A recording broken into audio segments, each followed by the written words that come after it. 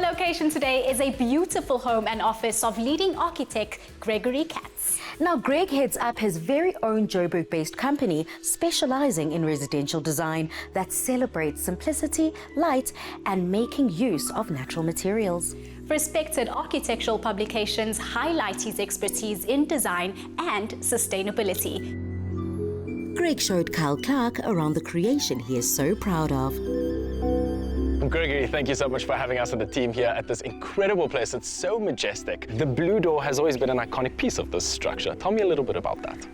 So, the entryway to a space is very important, how it's identified, how it's identifiable to a visitor.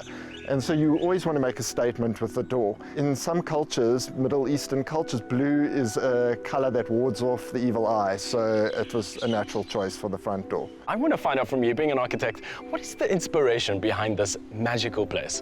So in thinking about the house, I was trying to come up with a way that we could build this house without using like a main contractor. There's this concrete frame, and I hired a concrete specialist to make this structure. The structure acts as a kind of scaffold for all the other materials and things that you kind of add to it. The structure is very expressed. You can see the columns, you can see the beams, you can see the slabs, and then everything else is kind of like just fitted into that frame. I think the textiles that you've used have been so different, from the yellow aluminium frames to sort of the cement rustic. Tell me your inspiration around these textiles and sort of what gave you the idea to use these? Yes. Well, my whole shtick is materiality. I love materials. I love varying the material palette and also allowing the original materials to kind of speak their truth, if you know what I mean. Let the materials be what they are. Your thought patterns are magic. Let's talk about this black pebble studio, shall we go? Yes. Amazing. Let me show you. So Kyle, we call this the Armadillo Studio, and my small architecture practice is upstairs, and Karen, my wife, does her Alexander technique training inside downstairs. And you can see that the material that we've chosen to clad this cube is quite an unusual one. It's called a rubber shingle, and it's made from recycled materials, mainly car tires. It's got quite a bit of flexibility in it, and it allows you to kind of like fold the material over the corners of the structure. So it's like almost like this building is wearing a big raincoat. I was just about to ask you, I think the solid structure has really caught my attention. I want to find out from you, out of the window panes, you've chosen very minimal light from what I can see from the outside. How do you sort of adjust to that? So windows and openings are all about balancing light and heat gain. You don't want too many openings because then the space can overheat. So the windows are actually more about ventilation. You can like pop them open and get a beautiful air flowing through. And then these large doorways, so there's one on this facade, and then upstairs admits a lot of light into the space. So originally we had this stair, which is the spiral stair, but some of my clients were struggling to get up the spiral, so we built this one a bit later as a kind of like second project. Incredible. And I mean, of course, in Greg fashion, you had to add a pop of orange color on top of it, right? Couldn't resist.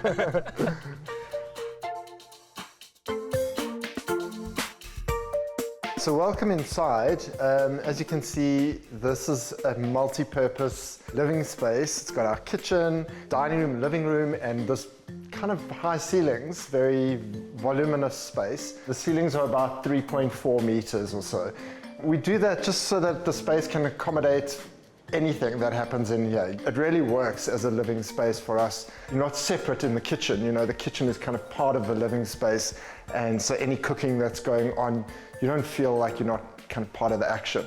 Incredible attention to detail, and I think very different in terms of, let's say, the palettes that you've chosen, from the flooring, the diagonal flooring, to the use of leather and wood in the same space. Talk to me a little bit behind the inspiration of the interior around here. To build your own space as an architect, where you get to experiment a little bit and not have to kind of like conform so much to the norms. It really allows for solutions that are unconventional. So I don't think I'd ever convince the clients to lay floors like this, but it really works for us. The diagonal blue floor.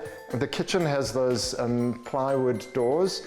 It's also kind of an unusual treatment that's real wood. So it's not like just a kind of thin laminate that's on the outside of those doors. Timber is just has such a warming influence on the space and all these natural materials. Yes, it does. I mean, the fireplace is also very unusual. Yes. How did you come up with this sort of idea? Yes, so you'll notice there's not a lot of interruption to the space. There's not a lot of kind of columns or walls. Again, it has to do with that the structure is made of concrete and holds the whole space up. And that is a central pillar. That's actually a structural column in the center of the home. And then you'll notice the very unusual soffit here of this concrete. It's called a coffered slab. You'll recognize it from parking garages that you might have seen. Yes. And what we do is we actually hollow out all the redundant material from the slab so it can span a much bigger distance. So the heat really radiates from that central fireplace all around the square floor plan on the ground floor, but also on the upper story, the heat transfers to all the bedrooms around there. So one fireplace in the center of the home is the way to do it. So this is the games room, and this is where the kids hang out.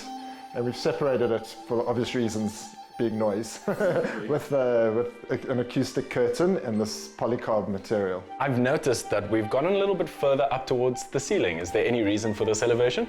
Yes, well, I mean, it has to do with this being a kind of transition space between the downstairs and the upstairs areas. You know, you can't have a stair that's 3.4 meters long without a landing.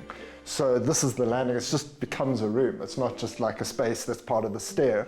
Talk to me about the rough landing of this staircase. This is really cool. Yes, so we kind of cast the stair and it was a little bit wonky. We decided to actually chip the surface, and it turned out to be this really tactile, wonderful flooring that if you come down here barefoot, it's just such a beautiful experience. It's almost like you're walking on a stony beach, you know, and it's obviously a non-slip finish, which is great for a staircase. Incredible. The lighting in here is magic. Yes, absolutely magic. This is the center of the home. We bring light in through the roof here, through the skylight.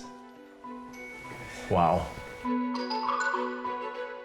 This is incredible, an incredible use of space also. And I see that the ceilings are now high. And we also have like the windowsills that is on an unusual height with an incredible view. And the use of cabinets is incredible. And more importantly, I think the flow of space is so different. Tell me about your inspiration around this master suite. It is unusual to have the bathroom kind of like located in this open plan space with the bed separate and all these cupboards along the one wall.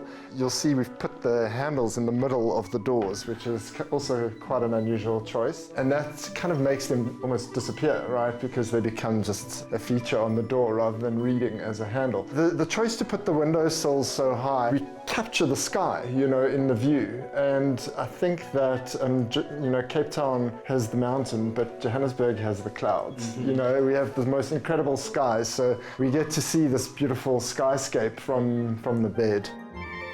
This house is a bit of a magic trick because we actually have 5 bedrooms in this kind of very compact 170 square meter floor plan. Oh, Greg, thank you so much for having us in your home today and inviting us on the Afternoon Express team. I must say, your authentic style and your attention to detail and your culture has really created a magical piece. It's been such a pleasure having you guys and showing you around our home, and to have it on television like this is a real treat. So thanks for doing this for us. Amazing. Thanks for having me. Kyle was impressed with Greg's home, as were Ayanda and myself, who were keen to find out more about his very convenient office in the garden.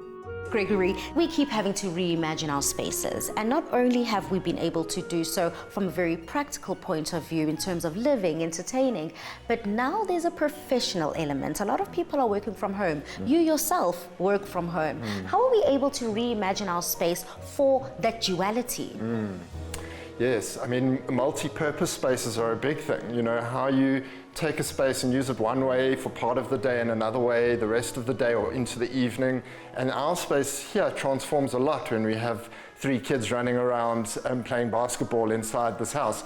But I managed to build a little pod in the garden where the office is located, and that kind of keeps the work-life balance balanced and a bit separate. And I've always worked from home, so the kids kind of like know not to bother us too much in there. I find that it's brilliant. It's amazing. You cut down on your carbon emissions. You're not driving to work. It's very convenient. You're right there. You can pop in for lunch, and I do get to see the kids and the family during the day. So I highly recommend it as a solution if it's possible. You know, Greg, when you said there was a pod in the garden, I thought you put the 3 kids in the pod. I think they wouldn't mind that, actually. The pod is for the workspace, and that's what it's all about. It also sounds continuously that what is important to you is the use of materiality, the clever use of making sure that we are still considered the environment and staying green. So thank you so much, not only for your creativity, but the inspiration you've been able to inject into us within being in the space. Absolutely. It's been a pleasure having you ladies here, and I hope you make good use of the space for the rest of this episode. We plan to.